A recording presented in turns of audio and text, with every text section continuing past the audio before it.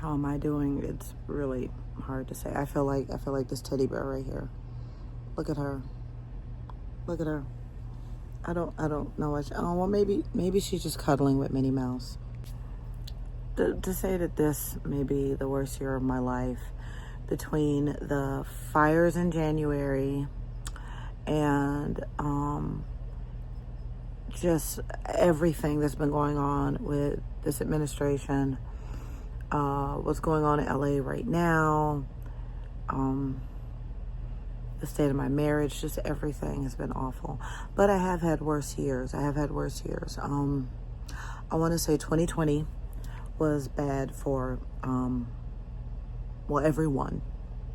2020 sucked, of course. 2000 was really bad for me.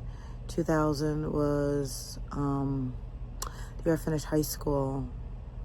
Well, I finished high school the year before. 2000 when I started college, which was a good thing. Because, I dropped out of high school and then I was at home studying for the GED and just fucking around, just like doing nothing but writing. I'm not gonna say doing nothing. I was working on a screenplay. I was writing and I was very enthralled with that. So I did a lot of that. But then I applied to college and ended up at college. But also that same year, I fell out with, like, my best friend group broke up because one friend slept with another friend's boyfriend. And I was implicated in that because I didn't tell the other friend. So I felt like it became more my fault, and I blame myself for that, even though I didn't sleep with nobody. But that was also the year my grandmother died, which was somebody I could really count on for emotional support. Someone I could count on for, like, if my mom upset me and I was crying, my grandmother would hug me. My grandmother would make me feel better and tell me it's okay and have hope and everything. I probably got my world outlook, my world view from her, and my extreme optimism, shall we say. I got oatmeal in my teeth. I was just eating oatmeal. I need to get my nails done. I've been married for 20 years and things aren't going great. And I have 4 kids. And I even started a GoFundMe, which it is so hard for me to ask for any kind of money or help because I grew up with the type of mom who always borrowed money from people. I was always asking for money and always asking for, like, loans and stuff like that. So, like, it's hard for me to even ask people close to me for help because I saw her ask for help so much. Meanwhile, I'm looking for a job. I'm either finding jobs that I'm overqualified for or underqualified for. But that seems like to be everybody right now. Everybody's looking for a job.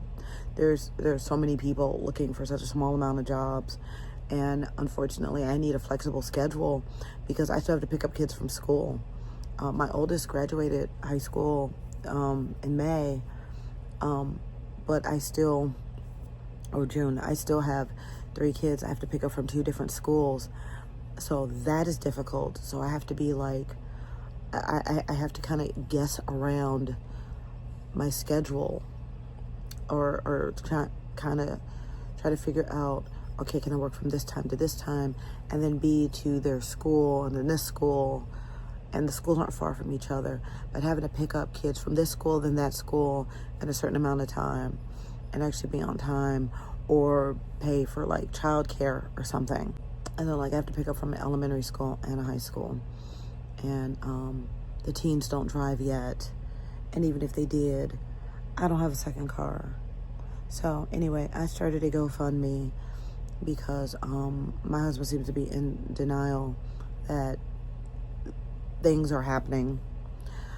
Because I think that he doesn't think I'm serious because I filed for divorce years ago and then withdrew it. So he probably thinks, like, oh, she's full of shit. And I'm really looking forward to the next chapter of my life where I can possibly, or not possibly, but will start to, like, remember who I am and why I moved to LA. You know, I've worked as, like, an actor, a writer, and as a comedian, and I stopped doing a lot of those things because my self-esteem just went into the crapper, and my anxiety got so bad, and part of it is being in a situation that I felt like I could not get myself out of. Ultimately, I will be okay. I'm always okay. I've been through a lot of crap in my life. I went through a really rough childhood with a single parent who was not always there for me, who was not great, shall we say, and an older brother who was abusive. So I survived that. I scratched myself. Why is my skin so sensitive? I survived that. I will survive this. I just feel like life throws you these curveballs, and how you stand up to said curveballs and overcome those things. I'm going to overcome anything that's thrown at me, because I'm an optimist. I've always been an optimist. I have my moments of feeling down and feeling low, and then I go, but that's right. Things got better for me anyway. I'm from the south side of Chicago. I'm from the ghetto. A friend of mine was killed on the corner. Gang violence. I grew up in like a really rough area where a lot of my friends did not survive growing up.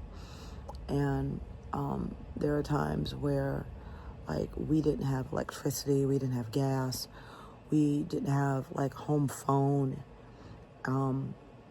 and my mom didn't work. We were using food stamps.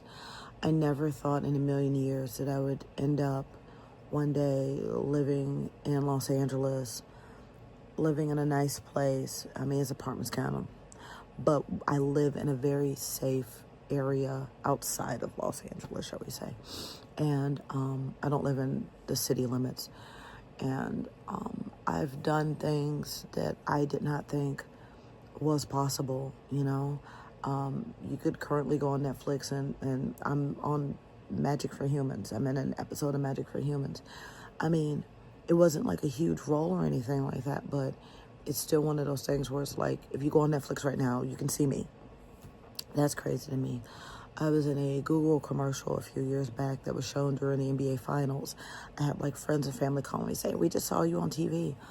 I've done stand-up at the Comedy Store and, Flappers and Ha Cafe. I've met a lot of people and friends with a lot of really cool people. And sometimes I feel so lucky. So no matter what kind of garbage I'm going through right now, whatever kind of crap I'm going through, whatever tough time I'm going through, I know there's always the other end.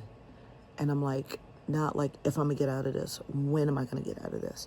When it's not if but when, which is a song I wrote. I released a mixtape a couple of years ago. I have a song called Not If But When. Everything is not if but when for me. It's not if this is gonna happen, it's when.